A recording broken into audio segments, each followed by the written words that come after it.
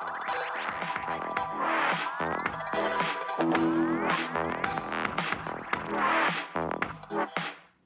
selamat pagi rekan-rekan Teruna. Pada pagi hari ini kita akan kembali merenungkan firman Tuhan. Sebelumnya, mari kita bersatu di dalam doa. Tuhan Yesus yang baik, kami mengucap syukur kepadamu, karena pada pagi hari ini kami masih dapat bangun dengan tubuh yang sehat dan hari yang baru tanpa kekurangan suatu apapun. Ya Tuhan, sebentar lagi kami akan kembali merenungkan firman-Mu. Kiranya Kau memberkati renungan ini dari awal pertengahan hingga akhir agar bisa berjalan dengan baik. Berkati juga hati dan pikiran kami agar kami dapat mengerti dan memahami daripada dengan firman-Mu pada pagi hari ini. Di dalam nama Tuhan Yesus kami berdoa. Amin. Rekan-rekan Teruna, bagian renungan pada pagi hari ini terambil dari 1 Timotius 3 ayat yang ke-14 sampai ke-16. Maka ulangi, 1 Timotius 3 ayat yang 14 sampai ke-16. Lembaga Alkitab Indonesia memberi judul Jemaat Allah, Dasar dan Penopang Kebenaran. Semuanya itu kutuliskan kepadamu, walaupun kuharap segera dapat mengunjungi engkau.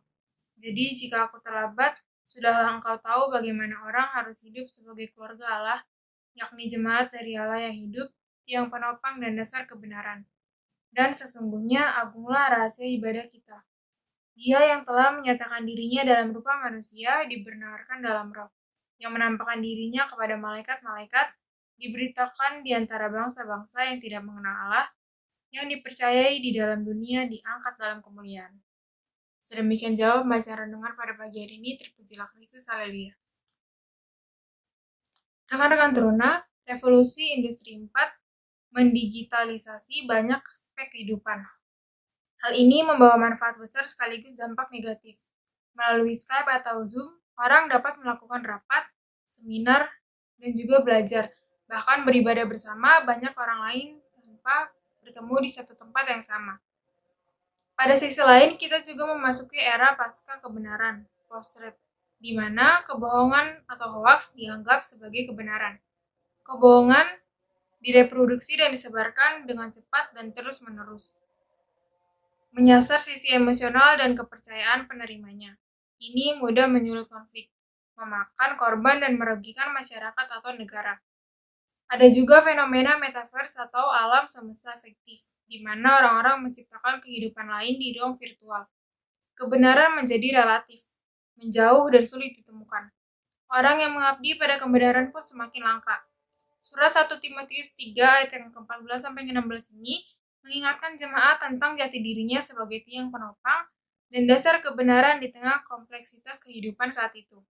Jemaat harus hidup sebagai keluarga Allah dengan bertekun dalam ajaran yang benar, berkomitmen pada keadilan, ketertiban, dan ketentraman hidup jemaat dan masyarakat sehari-hari, serta menghormati para pemimpin yang melayani dengan benar.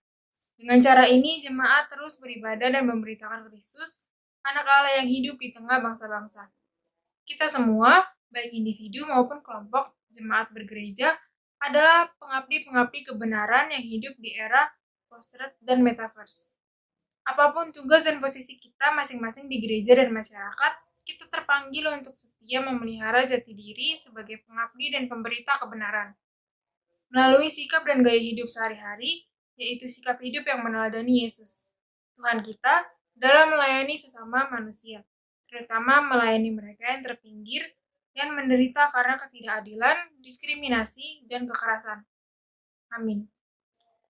Rekan-rekan Teruna, renungan kita pada pagi hari ini telah selesai. Sebelum kita mengakhirinya, mari kita bersatu di dalam doa. Tuhan Yesus yang baik, kami mengucap syukur kepadamu karena sampai saat ini Engkau masih menyertai kami. Ya Tuhan, kami sudah mendengar sedikit daripada dengan firman-Mu. Kiranya Tuhan Engkau melawat kami, layakkan kami dan mampukan kami untuk mengabdi pada kebenaran Injil-Mu dalam hidup kami sehari-hari. Berkati kami agar kami mampu mencerminkan tugas dan tanggung jawab kami sebagai anak-anak-Mu. Setelah ini juga kami akan kembali melanjutkan aktivitas kami, ya Tuhan Engkau memberkati aktivitas yang akan kami jalani pada hari ini, agar apa yang kami jalani semuanya bisa berjalan dengan baik, dengan lancar, dan juga bisa bermanfaat tidak hanya bagi diri kami, juga bagi orang-orang di sekitar kami. Tuhan mau tutup bungkus kami, beserta kedua orang tua kami, adik kakak, teman-teman, juga sanak saudara yang lain. Biarlah ya Tuhan apa yang kami perbuat ini bisa berhasil dan bisa bermanfaat untuk masa depan kami. Di dalam nama Tuhan Yesus kami berdoa. Amin. Rekan-rekan Teruna, renungan kita pada pagi ini telah selesai. Jangan lupa untuk terus saksikan Badabes tayang premier setiap pukul 6 pagi dari hari Senin sampai dengan Sabtu di channel YouTube Persekutuan Drona GBP Getsemani. Selamat beraktivitas, Tuhan Yesus memberkati.